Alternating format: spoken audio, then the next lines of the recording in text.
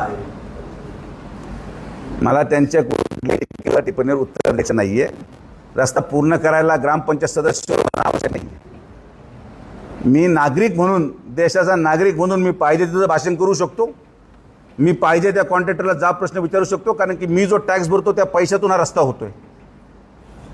आम्ही, आमचे लोक, आमचे कार्यकर्ते जे टॅक्स भरतात त्या पैशातून हा रस्ता होतोय.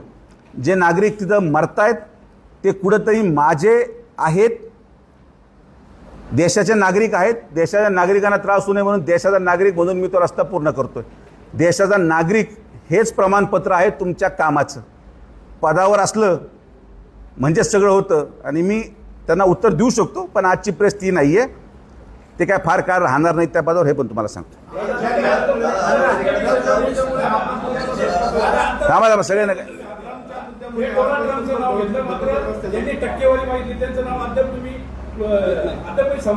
मला असं वाटतं ही चर्चा, मला वाटतं गडकरी साहेबांना जर कधी तुम्ही विचारलं तर ते सांगतील की कोणी हा रस्त्यासाठी टक्केवारी मागितली. गडकरी साहेबांनी कोणाला दिल्लीला बोलून घेतलं आणि कोणाला लास्ट वॉर्निंग दिली की जर तुम्ही टक्केवारी मागितली तर रस्ता मी बंद करेन. याचं उत्तर माझ्या मते गडकरी साहेब स्पष्टपणे देऊ शकतील. साहेबांना स्मरून सांगतो, हे सत्य आहे आणि तो व्यक्ती कोण आहे हे अख्ख्या जिल्ह्याला माहिती आहे. त्यामुळे मला त्याचं नाव घेऊन बोलायची इच्छा नाही. गिरीश महाराजांनी आज माहिती दिलं आहे का नाशिक गुंडवाड्यात होणारे सर्व रस्ते आम्ही सिमेंटचे करू आणि ते 40 वर्ष नगर नंबर पण सिमेंटचा केला. माझी आता विनंती आहे की पहिला डांबर पडू द्या, एकदा हे सगळं काम संपू द्या. आम्ही आहोत, आमचा प्रयत्न आहे आणि आपण निश्चित त्याचं कॉन्क्रिटीकरण हाती घेऊ. शहरा भागातले रस्ते कॉन्क्रिटीकरण करण्यामध्ये आणि हायवे पूर्ण कॉन्क्रिटीकरण करण्यामध्ये फार मोठा फरक आहे. तरीसुद्धा आज डांबराने हा रस्ता पूर्ण करून घेतल्यानंतर 10 वर्ष मेंटेनन्स या टेंडर क्लॉजमध्ये, 10 वर्ष DLP डिफेक्ट. बरं, तुम्ही ज्यांचा उल्लेख केला खात्याला, DLPचं फुल फॉर्म तरी विचारा. डिफेक्ट लायबिलिटी पिरियड 10 इयर्स या कॉन्ट्रॅक्टरकडे आहे. 10 वर्षामध्ये एक जरी खड्डं पडलं तर त्याला ते पूर्ण करून देणं बंधनकारक राहील. हा रस्ता पूर्ण करून घ्यायचा तुमचा सगळा प्रयत्न आहे. मात्र दुसरीकडे खासदार निलेश लंके म्हणतायत की या कॉन्ट्रॅक्टरला ब्लॅकलिस्ट केलं गेलं आहे आणि आता नवीन टेंडर काढलं जाणार आहे. दुर्दैवाने त्यांचा किती अभ्यास आहे मला माहिती नाही. त्यांनी ब्लॅकलिस्ट असेल तर कागद पुरावा द्यावा. ते तर लोकप्रतिनिधी आहेत. त्याला क्युरिंग पिरियडची नोटीस निघालेली आहे. त्याला 2 महिने दिलेले आहेत की हे सगळं जे काय आहे, जिथं खड्डे आहेत ते रस्ता मोटरेबल करायचा. त्याच्यानंतर सेकंड क्युरिंग पिरियडची नोटीस निघते आणि 4 महिन्याच्या म्हणजे 2 क्युरिंग नोटिसा, 2 months 4 months नंतर टर्मिनेशन नोटीस निघते. पण दुर्दैवाने जसं त्याचा उल्लेख तुम्ही केला, ते अपघाताने झालेले लोकप्रतिनिधी आहेत. त्यामुळे हा अभ्यास त्यांच्याकडे नाही.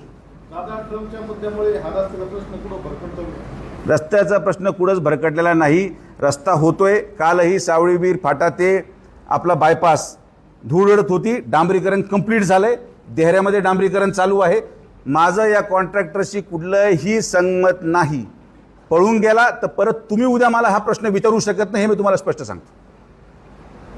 जो आहे जसा आहे त्याच्याकडून हे पूर्ण करून घ्या, कारण की आज 4था कॉन्ट्रॅक्टर आहे रस्त्यावर आणि हा पळून गेला तर खासदारांनी जबाबदारी घ्यावी की मी ताबडतोब हा पळून गेला तर लगेच 2ऱ्या महिन्यात नवा कॉन्ट्रॅक्टर आणल, हे तरी शब्द द्यावा. जाऊ द्या याला. आता ते महायुतीमध्ये आल्यामुळे त्यांचं, माझं वाक्य आणि त्यांचं वाक्य मीच त्यांच्या वतीने बोलतो, समजून घ्या. रस्त्याचं जे काम आहे ते निकृष्ट दर्जाचं झाल्याची आरोप होत आहे. यासाठी 3 सदस्यीय समिती नेमण्यात आली आहे आणि बनारस हिंदू विद्यापीठातील तांत्रिक पथक जे आहे ते 22 आणि 23 तारखेला नाही, येऊ द्या, त्यांना येऊ द्या, ते तपासणी करतील. काही भागामध्ये जे मटेरियल वापरलं गेलं त्याच्यामध्ये काही तफावत आढळलेली ही मान्य करतोय ना. मी म्हणत नाही की रस्ता पूर्ण दर्जेदार होऊ राहिला, काही ठिकाणी चुकीचं आहे. पण तुम्ही सगळे एक गोष्टीचं प्रश्नाचं उत्तर देऊ नाही राहिले की कोलारपासून झालेला आत्तापर्यंत शिर्डीपर्यंतच्या रस्त्यामध्ये कुठेही तुम्हाला अडचण आली का? कुठे तुम्हाला अडचण दिसली का? हेच तुम्हाला सांगायचा प्रयत्न करतो की जिथं लोकप्रतिनिधी स्वतः रस्त्यावर उतरून रस्ता करतोय, जिथं जनता त्यांना सहकार्य करते, जिथं ठेकेदाराला पण आपण सपोर्ट करायला पाहिजे. आता मी जर म्हटलं असतं की माझं काय काम आहे, त्यांनी स्वतः या रस्त्यात, आम्ही स्वतः आमचे कार्यकर्ते उभं राहून डायव्हर्जन करतायत, या रस्त्यावर इतकी तकलीफ होती, आम्ही स्वतः राऊंड घेतला, ट्रॅफिक जॅम बंद केली, सावळीचा फ्लायओव्हरचं काम होतंय, हे जमिनीवर उभं राहून करावं लागतं. तर आमचे कार्यकर्ते समर्थ आहेत, आम्ही सक्षम आहोत.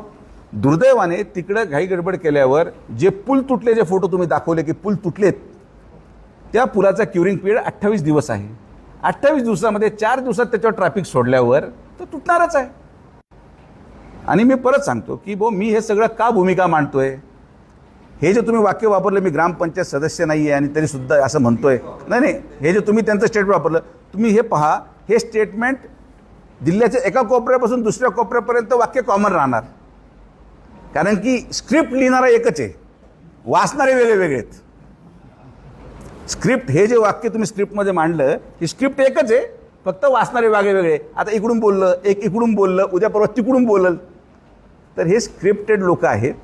मला कुठलंही काम, आणि मी तुम्हाला आवर्जून सांगतो, मी रस्त्यावर उभं राहिल्यानंतर लोक माझ्याकडे आले प्रश्न घेऊन तर मी ते सोडवणार. तुमच्याकडे लोकच गोळा होणे ते माझी चूक आहे का? तुमच्या प्रति लोकांना भावना नाही तर माझी चूक आहे का? आज पत्रकार महोदयांना, बरं मी ग्रामपंचायत सदस्य नाही, मग एवढी मोठी प्रेस का आली? मला तर काहीच किंमत नाही असं धरून चला 2 मिनिटासाठी. मग तुम्ही सगळे का आले? कारण की कुठं ना कुठंतरी तुम्हालाही विश्वास आहे की करतील तर हेच करतील, दुसरे कोणाचं काम नाही. नाही त्याला ते आता त्यांना डोनाल्ड ट्रम्प जाऊ द्या, आता तो विषय सोडून घ्या. दादा, गुन्हेगारीला पूरक ठरणारे 2 नंबर धंदे ज्या जागेवर होते ते जागे भाडेकरू जे मालक 2 नंबर धंद्याला जागा भाडे देतात त्यांच्यावर काय काय कारवाई होईल? शिर्डीमध्ये रोज 2 नंबरचे अवैध व्यवसाय आपल्या पावसाच्या छत्र्यासारखे आहेत. ते कापले ते परत येतात. तेच भाडेकरू तेच मालक. आता SIRच्या माध्यमातून शिर्डीचं रहिवासी कोण हे एकदा आयडेंटिफाय होणार आहे. 24 ऑगस्टला प्रारूप मतदार यादी आल्यानंतर माझ्या मते सप्टेंबर एंडला अंतिम मतदार यादी निश्चित होईल. मग त्या मतदार यादीमध्ये राहणाऱ्या विरहित शिर्डीमध्ये जर कोणी राहत असेल आणि अवैध व्यवसाय करत त्याला आपण काढून टाकू. भाडोत्री काय करताय, जागा मालक वेगळे, 2 नंबर धंदे करणार वेगळे, पण ते जागा मालक त्या 2 नंबर धंद्याला आपण करतोय, आपण कारवाई करत आहोत. शिर्डी मोठा आहे, आपण विकास पण करतोय. हे पथ विक्रेते जे मधल्या काळात बंद झाले, हे सगळ्या गोष्टी लक्षात घ्या की कुठंतरी जेवढं एक मानवीय दृष्टिकोनातून आम्ही करू शकतो तेवढं आम्ही करतोय. पुढे चुका आमच्याकडे दोस्त असतील तुम्ही आमच्या निदर्शनास आणून द्या, आम्ही कारवाई करू. नगरमंडळाच्या बाबतीत एक लोकभावना आहे. हां, नगरमंडळाच्या बाबतीत लोकभावना आहे. पूर्ण नगर जिल्ह्यातील नागरिक जनता जी आहे ती वाट पाहते रस्त्यामध्ये. आता काय स्टेटस आहे आणि बॉटम लाईन काय असणार? आत्ता स्टेटस हेच आहे की काम चालू आहे.